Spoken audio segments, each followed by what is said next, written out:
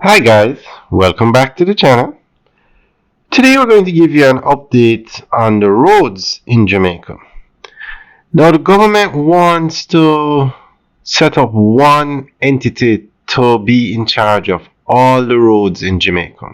And it's probably a good idea. I think that is the way they should do it because the way they have it set up now is you have three entities. You have the NAA in charge of the main roads. You have the municipal corporations, the parish councils in charge of the parochial roads, and you have a RADA in charge of the farm roads. And then it turns out that there are some roads that nobody knows who's in charge of. The parish council says it's NAA says it's a parish council. There are some roads that are within a scheme or a development that nobody knows who is in charge of it. So we're going to go through an article where the government is proposing to have one entity in charge of all the roads in Jamaica. In a move to regulate the management of Jamaica's road infrastructure, the government has proposed the implementation of a unified One Road Authority. The regulatory body would monitor and manage the various road networks addressing long-standing issues related to maintenance, accountability, and development. Minister without portfolio in the Ministry of Economic Growth and Job Creation with responsibility for works, Honorable Robert Morgan, made the announcement during the St. Catherine Chamber of Commerce and Industry meeting in Spanish Town.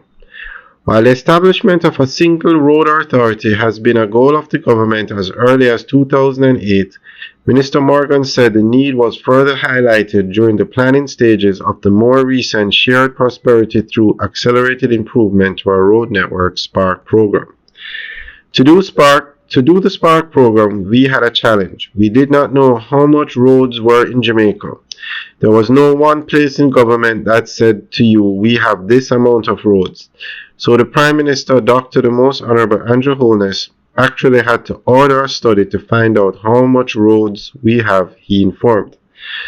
Mr. Morgan said the study revealed that Jamaica has more than 27,000 kilometers of roads, for which various agencies including the National Works Agency, NAA, and Rural Agricultural Development Authority, RADA, and municipal corporations have responsibility. However, he noted that some roads that do not fall under any of these entities, he informed that some roads do not fall under any of these entities, posing a challenge when repairs are needed.